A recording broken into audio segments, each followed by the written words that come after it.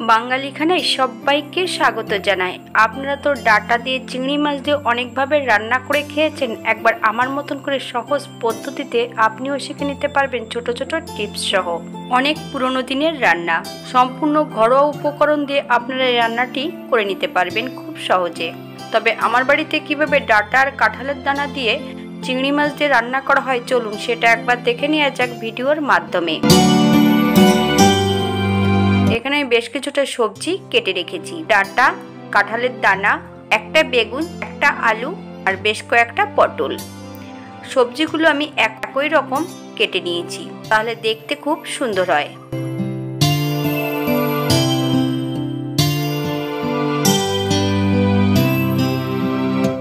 একটা কড়াইতে বেশ কিছুটা সাদা তেল অ্যাড করতে হবে। আপনারা সরষের তেল দিয়েও রান্না করে নিতে পারেন। এই পর্যায়ে আমি সম্পূর্ণ পটলগুলো একটু হলুদ গুঁড়ো দিয়ে ভেজে নেব।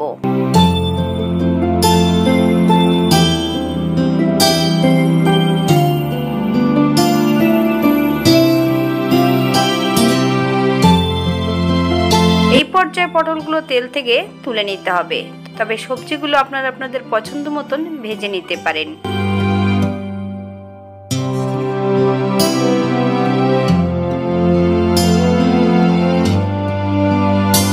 একটু নুন হলুদ দিয়ে আমি একই তেলে বেগুনগুলো ভেজে নেব। এই পর্যায়ে বেগুনগুলো তেল থেকে তুলে নিতে হবে। একই তেলে রান্না করব। ফোড়নে রেখেছি 1 চামচ পাঁচফোড়ন, একটা তেজপাতা, 2টো শুকনো লঙ্কা। ফোড়ন থেকে সুগন্ধ বেরোলে সম্পূর্ণ আলুগুলো অ্যাড করতে হবে। 2 থেকে 3 মিনিটের মতন আলুগুলো বেশ ভালো করে ভেজে নেব।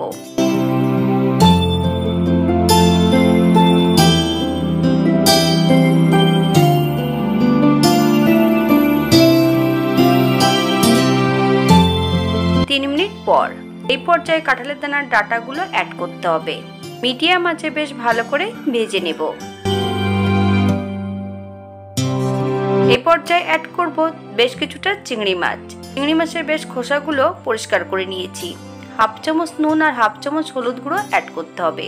আপনার স্বাদ অনুসারে নুনটা অ্যাড করবেন। 2 থেকে 3 মিনিটের মতন বেশ মিডিয়াম আঁচে ভালো করে নেড়েচেড়ে মিশিয়ে নেব।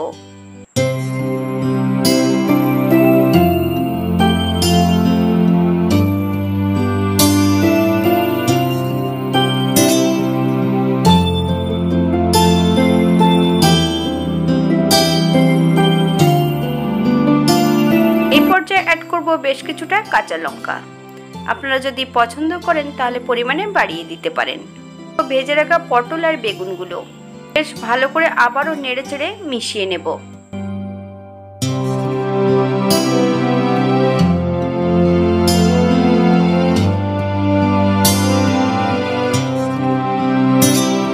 এই পর্যায়ে অ্যাড করব বেশ কিছুটা বাটা মশলা। আদা জিরে একসঙ্গে বেটে রেখেছি। সম্পূর্ণ বাটা মশলাটা অ্যাড করতে হবে। আপনারা যদি পছন্দ করেন তাহলে আদার পরিমাণটা বাড়িয়ে দিতে পারেন, তাহলে চিংড়ি মাছের উগ্র গন্ধটা থাকবে না। মিডিয়াম আঁচে 2 থেকে 3 মিনিটের মতন মশলা সহ সবজি দিয়ে ভালো করে কষিয়ে নিতে হবে।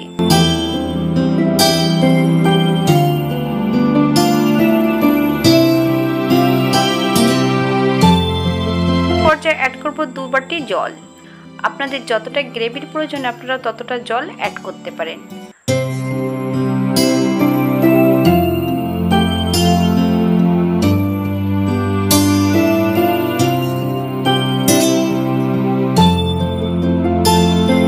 পাঁচ থেকে 7 মিনিটের জন্য ঢাকা দিয়ে রেখে দেব, ডাটা আলুগুলো যাতে সেদ্ধ হয়ে যায়।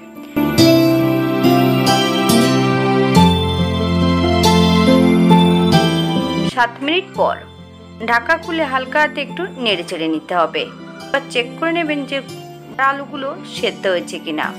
এই পর্যায়ে অ্যাড করব 1 চামচ চিনি। আপনারা যদি পছন্দ করেন তাহলে পরিমাণে বাড়িয়ে দিতে পারেন।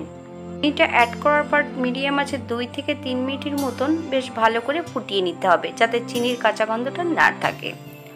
যদি ভিডিওটি ভালো লেগে থাকে তাহলে চ্যানেলটি সাবস্ক্রাইব করে পাশে থাকবেন। পাশে থাকা বেলটি বাজিয়ে দেবেন, নইলে নিত্য নতুন রান্নার নোটিফিকেশন পাবেন না।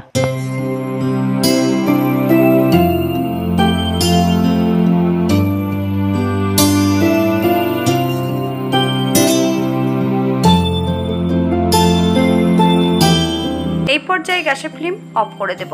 5 মিনিটের জন্য স্ট্যান্ডিং টাইম দিতে হবে, তারপর সার্ভ করব।